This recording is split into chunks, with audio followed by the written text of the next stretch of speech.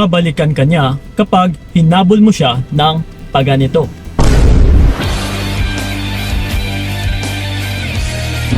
Yon.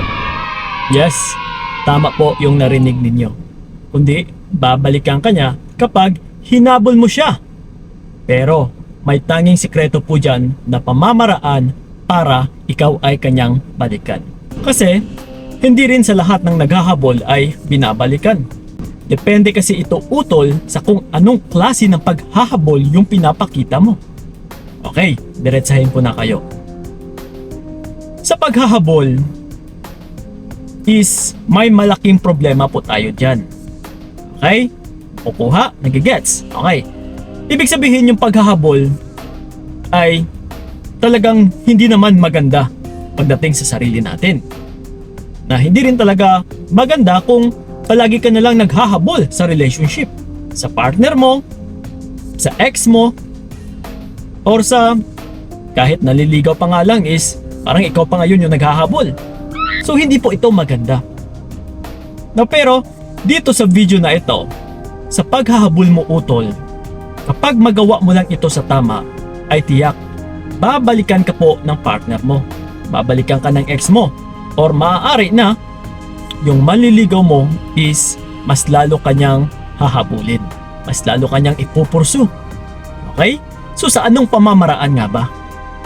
Kapag yung paghahabol mo ay, take note, may hangganan. So yun lang, tapos na. Babush! Hindi, so i-explain ko pa sa inyo. Kasi for sure yung iba nga dyan ay nalulungkot. Yes, gustong makinig na makinig at saka matuto ng matuto para mabigyan na rin ng karagdagang kaalaman. No? So, yun na nga, bakit nga ba mas lalo kang babalikan ng taong hinahabol mo at saka tinigil mo? Kasi sa paghahabol mo utol ay parang nagpupundar ka dito eh. Nag-i-establish ka. No, minumuldura mo muna siya na masanay yung utak niya na palagi kang naghahabol.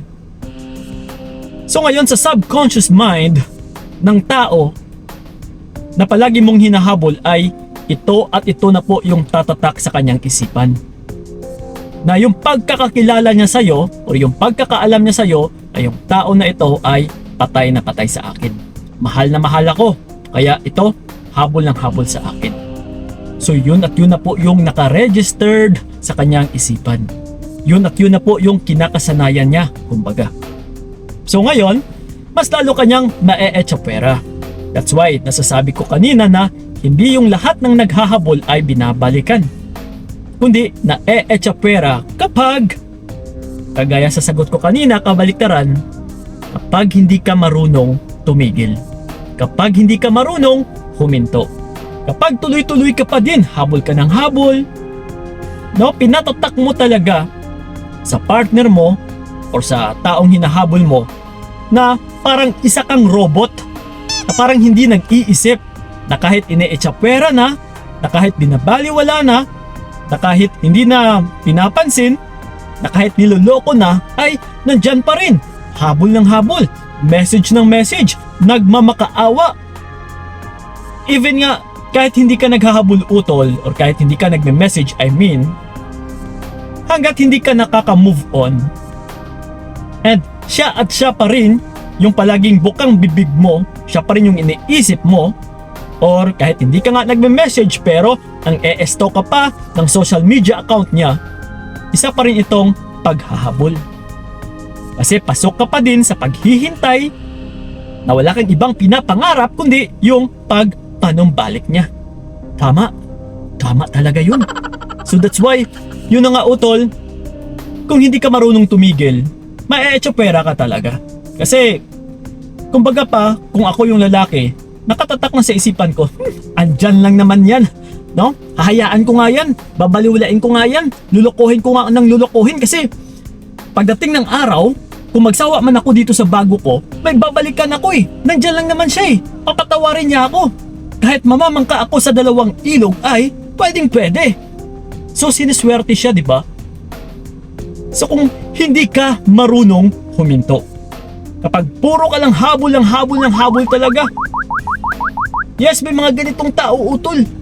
So kung isa ka man dyan sa nakikinig na, grabe naman yan Kuya Kiko. Hindi ko naman gawain yan eh. Tsaka marunong akong magkaroon ng boundaries or maglagay ng boundaries at tsaka limits sa sarili ko. But sa ibang tao kasi, Utol, no, base ito sa mga nakakausap namin, meron po talaga.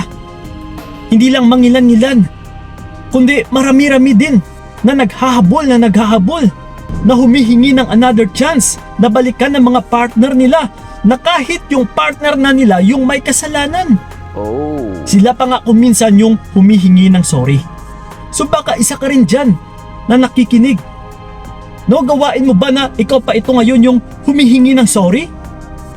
Na ikaw pa ito yung nagbebeg, nagmamakaawa, lumuluhod sa kanya para balikan ka lang? Para hindi ka lang iiwan? Para hindi ka ipagpalit? Kasi kung ganito ka, Utol, talagang paulit-ulit at saka hindi mo mabibigyan ng realization yung taong palagi mong hinahabol. Kasi wala hindi mo siya binibigyan ng parusa. Wala kang binibigay na consequences. That's why ang buong alam ng neto is tama yung ginagawa niya. Na normal lang ito. Na kung pwede lang, payagan mo kong magloko ng magloko. No? So kulang na lang is ganun talaga yung sasabihin niya. So kung ikaw is habol ka pa ng habol na nandyan ka pa rin naman, pareho lang ito, Utol, na pinapakita mo na wala talagang problema yung mga pinagagawa niya pagdating sa'yo. Na okay lang sa'yo, natanggap mo pa din, na natitiis mo pa din, na napapalagpas mo pa din, napapatawad mo pa din. Yes. So kung ganito ka, kapag natatansya ka ng partner mo, na uy, parang okay lang sa kanya. Kasi nandyan pa rin naman siya eh. Actually, pangatlong beses ko na nga itong niloko pero nandyan pa rin, naghihintay. So ganito ako ka-importante sa babaeng ito. Kaya, uulitin ko na nga lang kasi napakasarap din magpaulit-ulit ng iba't ibang putahe eh. Oh no! Yes, pero ito ngayon, kawawa ka. So yun po ang umiikot sa isipan naming mga lalaki kapag hinahayaan mo lang, pinapalagpas mo lang, no? Kapag pinapatawad mo lang ng paulit-ulit, pareho lang yan na pinagmumukha mo sa amin, sa taong manloloko, sa taong nang-eechapwera sa'yo, sa taong hinahabol mo na walang pagkakamali sa mga pinaggagawa niya. That's why, nauulit at saka nauulit. So yun po ang nangyayari dito, Utol. So, ang tanging sikreto lang po ay walang problema sa paghahabol mo kapag marunong kang huminto. Mag-step backward ka, itigil mo lahat-lahat, 0%. Ulit-ulit ko talaga itong sinasabi, lahat zero connection. No? Putulin ang contact, putulin ang koneksyon, putulin ang daloy ng kuryente para ma-burn out. Yeah, para wala ng current, para wala ng spark, kumbaga. So yun po, para siya naman ito ngayon yung magtataka, para siya naman ito ngayon yung mabibigyan ng palaisipan. Tiyak, Utol, hahabulin ka ng taong ito. Copy? So sana'y malinaw sa inyo yung explanation ko, no? Lalong-lalo na dyan sa mga naguguluhan talaga. Kung kulang pa din, PM nyo po ako sa aking FB page na Payong Kaibigan ni Kiko. Yes, magsiset po tayo ng appointment para sa inyo. So yun lang po, maraming salamat. So ingat kayo, God bless and babush!